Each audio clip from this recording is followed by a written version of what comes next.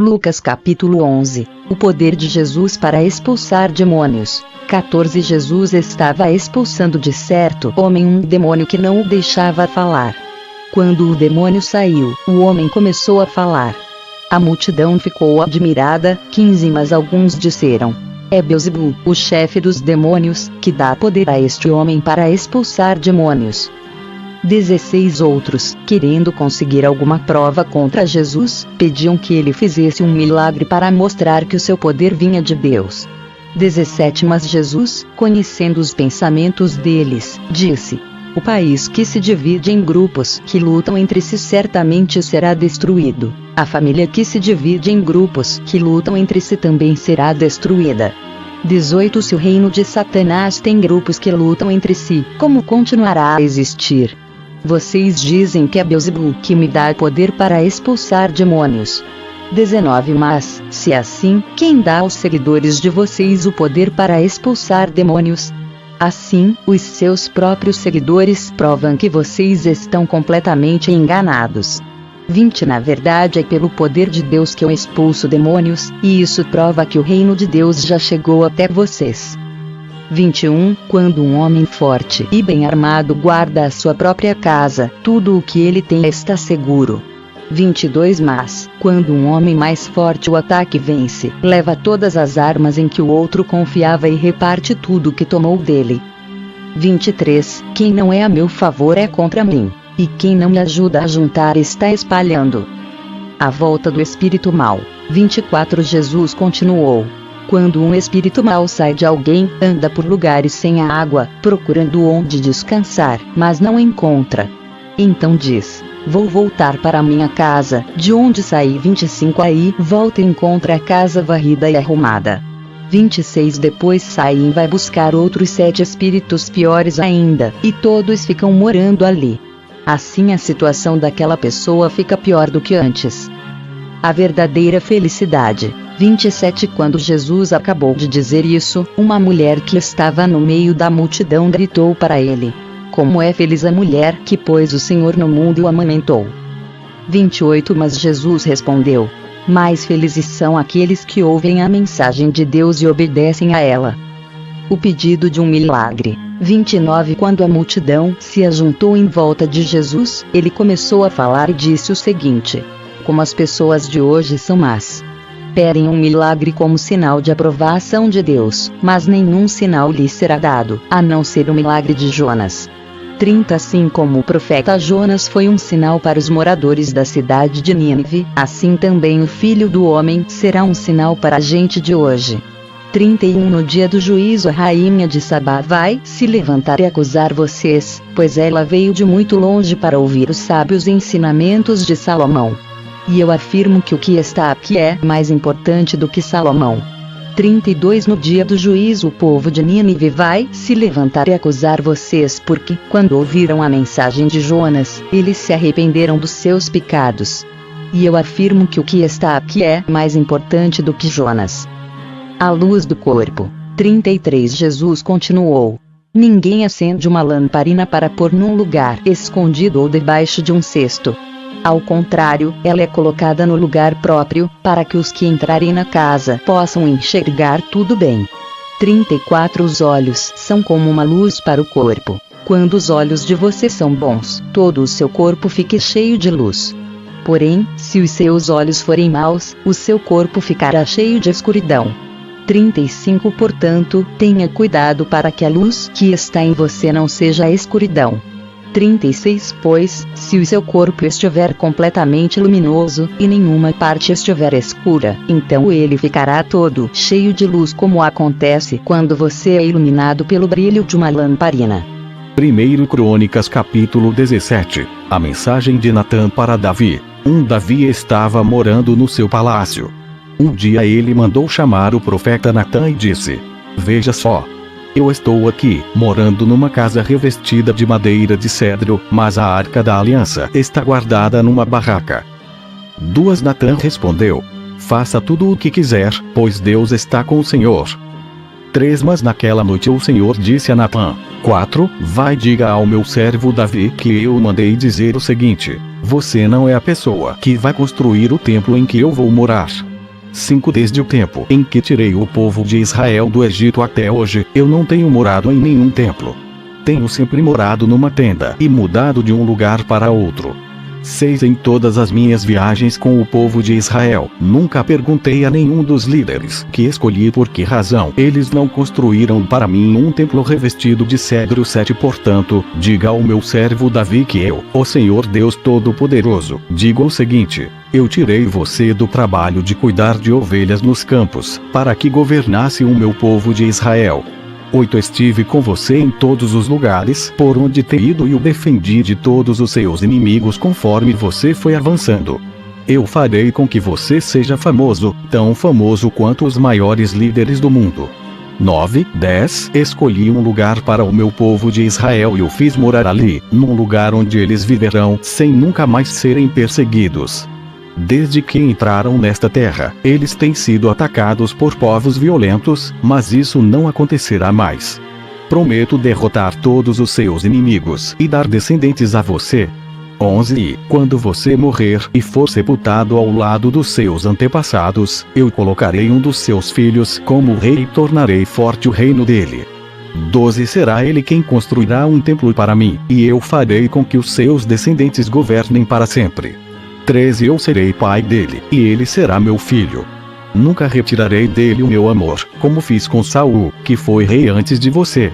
14 Eu o colocarei como responsável pelo meu povo e pelo meu reino para sempre. A sua descendência real nunca terminará. 15 E Natã contou a Davi tudo o que Deus lhe havia revelado. A oração de agradecimento de Davi. 16 Então o rei Davi entrou na barraca, sentou-se e orou assim: Ó Senhor Deus, eu não mereço tudo aquilo que fizeste por mim no passado, e a minha família também não merece. 17 Como se isso ainda fosse pouco, estás fazendo promessas a respeito dos meus descendentes no futuro e tu, ó Senhor Deus, já me estás tratando como um grande homem. 18 O que mais posso te dizer? Tu me conheces bem, no entanto, me honras a mim, teu servo. 19 Era teu desejo e propósito fazeres isso por mim e me mostrares a minha futura grandeza. 20 Ó Senhor, não há ninguém igual a ti, nós sempre soubemos que só tu és Deus. 21 Não há nenhuma outra nação na terra como o teu povo de Israel, que libertaste para ser o teu próprio povo.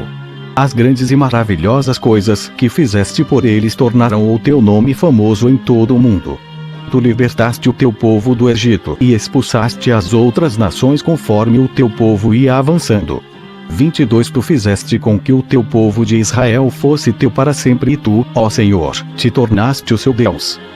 23 E agora, ó Senhor Deus, confirma para sempre a promessa que fizeste a meu respeito e a respeito dos meus descendentes e cumpre o que disseste que ias fazer. 24 A tua fama será grande, e para sempre as pessoas dirão: O Senhor Todo-Poderoso é o Deus de Israel, e tu farás com que sempre haja reis entre os meus descendentes. 25 Ó meu Deus, eu tenho coragem para te fazer esta oração porque revelaste a mim, teu servo, que farás com que os meus descendentes sejam reis. 26 Tu, ó Senhor, és Deus e me fizeste essa maravilhosa promessa. 27 Eu te peço que abençoes os meus descendentes para que eles continuem a ter sempre a tua proteção. Tu, ó Senhor, os tens abençoado, e que a tua bênção esteja com eles para sempre. 1 Crônicas capítulo 18. Diversas vitórias de Davi. Algum tempo depois, Davi atacou de novo os filisteus e os derrotou. Tomou deles a cidade de Gate e os povoados que ficavam ao seu redor. 2 Também derrotou os moabitas, que ficaram dominados por ele e lhe pagavam impostos. 3 Depois Davi atacou Hadadezer, que era o rei de Zoba, na Síria, perto da região de Amate. Isso aconteceu quando Hadadezer estava tentando conquistar a região que ficava ao longo do rio Eufrates. 4 Davi tomou de Hadadezer 1000 carros de guerra e prendeu 7.000 cavaleiros e 20.000 soldados da infantaria. Ele também ficou com cavalos suficientes para puxarem 100 carros de guerra e aleijou os outros. 5 Os sírios de Damasco foram socorrer Hadadezer, e Davi os atacou e matou 22.000 deles. 6 Em seguida colocou acampamentos militares no território dos sírios de Damasco. Davi os dominou, e eles lhe pagavam impostos. O Senhor Deus fez com que Davi fosse vitorioso em todos os lugares. 7. Davi tomou dos oficiais de Hadadezer os escudos de ouro que eles usavam e os levou para Jerusalém. 8. Também tomou uma grande quantidade de bronze das cidades de Tibate e de Cum, que eram governadas por Hadadezer. Anos mais tarde, Salomão usou esse bronze para fazer o tanque, as colunas e objetos para o templo. 9. O rei Toim, da cidade de Amate, soube que Davi tinha derrotado todo o exército de Hadadezer. 10. Então mandou o seu filho Jorão para cumprimentar Davi e para lhe dar os parabéns por ter vencido Hadadezer. Acontece que Toim havia lutado muitas vezes contra Hadadezer. Jorão levou para Davi objetos de prata, de ouro e de bronze. 11. O rei Davi os separou para serem usados na adoração a Deus, o Senhor, juntamente com a prata e o ouro que tinha tomado dos povos que havia conquistado, isto é, os Edomitas, os Moabitas, os Amonitas, os Filisteus e os Amalequitas. 12. Abisai, cuja mãe se chamava Zeruia, derrotou os Edomitas no Vale do Sal e matou 18.000 deles. 13. Ele colocou acampamentos militares em todo o país de Edom, e o povo dali ficou debaixo do domínio de Davi. O Senhor fez com que Davi fosse vitorioso em todos os lugares aonde ia. 14. Davi governou todo Israel e fez com que o seu povo fosse sempre tratado com justiça. 15. Joabe, irmão de Abisai, era o comandante do exército.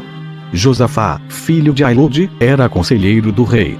16. Zadok, filho de Aitube, e Aimeleque, filho de Abiatar, eram sacerdotes. Seraías era o escrivão. 17. Benaías, filho de Joiada, era o chefe dos queretitas e dos peletitas. E os filhos do rei Davi tinham as mais altas posições no seu serviço. 1 Crônicas capítulo 19. Davi vence os amonitas e os sírios.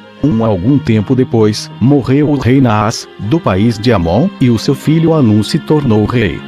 2. Davi disse: Eu serei bondoso com Anum, assim como Naás, o seu pai, foi bondoso comigo. Então enviou mensageiros a Anum para mostrar a sua amizade.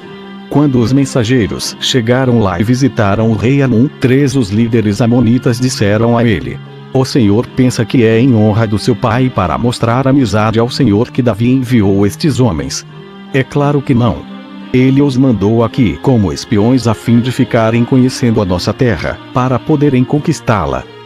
4. Então Anum pegou os mensageiros de Davi, raspou a barba deles, cortou as suas roupas até a altura das nádegas e os mandou embora. 5. Eles ficaram tão envergonhados, que não tinham coragem de voltar para casa. Quando Davi soube disso, mandou-lhes dizer que ficassem na cidade de Jericó e que só voltassem quando as suas barbas tivessem crescido de novo. 6. O rei Anum e os amonitas compreenderam que tinham feito de Davi um inimigo. Por isso, contrataram na Mesopotâmia e em Maacazoba, na Síria, carros de guerra e soldados de cavalaria. Pagaram para isso mais de 34.000 quilos de prata. 7. Os 32.000 carros de guerra que eles haviam contratado e o exército do rei de Maacá foram e acamparam perto da cidade de Medeba. Os amonitas também saíram de todas as suas cidades e se aprontaram para a guerra. 8. Quando Davi soube disso, enviou contra eles Joabe e todo o exército israelita. 9. Os amonitas saíram e tomaram posição na entrada de Rabá, a sua capital, e os reis que haviam ido ajudá-los tomaram posição em campo aberto. 10. Joabe viu que as tropas inimigas atacariam pela frente e por trás. Então escolheu os melhores soldados de Israel e os colocou de frente para os sírios. 11. Deixou o resto das suas tropas debaixo do comando do seu irmão Abisai, que as colocou de frente para os amonitas. 12. E Joabe disse a Abisai: Se você perceber que os sírios estão me vencendo, venha me ajudar. E, se os amonitas estiverem vencendo você, eu irei ajudá-lo. 13. Seja corajoso. Vamos lutar com firmeza pelo nosso povo e pelas cidades do nosso Deus. E que seja feita a vontade de Deus, o Senhor. 14. Então Joabe e os seus soldados avançaram para atacar, e os sírios fugiram. 15. Os amonitas viram os sírios fugindo, e aí eles também fugiram de Abisai, e voltaram para dentro da cidade. Então Joabe voltou para Jerusalém. 16 Quando os sírios viram que tinham sido vencidos pelos israelitas, mandaram buscar tropas que estavam no lado leste do rio Eufrates. Essas tropas eram dirigidas por Sobaque, o comandante do exército do rei Hadadezer, de Zoba. 17 Quando Davi soube disso, reuniu o exército israelita, atravessou o rio Jordão e colocou as tropas de frente para os sírios. A luta começou. 18 E os israelitas fizeram os sírios fugir. Davi e o seu exército mataram 7.000 soldados sírios que guiavam carros de guerra e 40.000 soldados de infantaria. Também mataram Sobaque, o comandante sírio. 19 Quando os reis, que eram chefiados por Hadadezer, viram que tinham sido vencidos pelos israelitas, fizeram paz com Davi, ficando debaixo do seu poder. E os sírios nunca mais quiseram ajudar os amonitas.